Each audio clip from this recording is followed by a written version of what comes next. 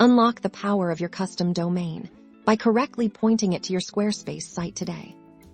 First, you'll need to log into your Squarespace account once you're in. Navigate to your website settings, look for the Domains section, which is usually found in the main navigation menu on the left-hand side.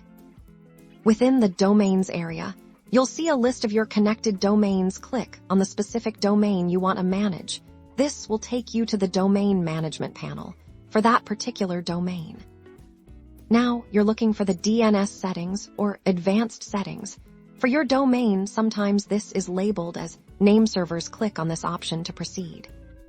Here, you'll see your domain's current nameserver records. The crucial step is to change these to Squarespace's official nameservers.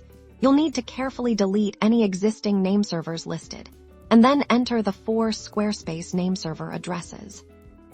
These Squarespace nameserver addresses are typically something like ns1 squarespace.com, ns2 squarespace.com, ns3 squarespace.com, and ns4 squarespace.com. It's essential to type them exactly as provided by Squarespace to avoid any errors.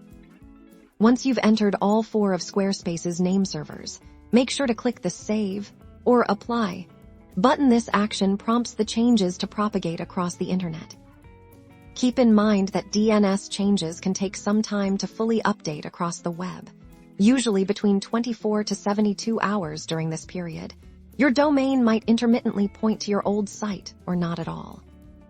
After the propagation period, your custom domain will now be successfully connected to your Squarespace website, directing all visitors to your amazing new online presence.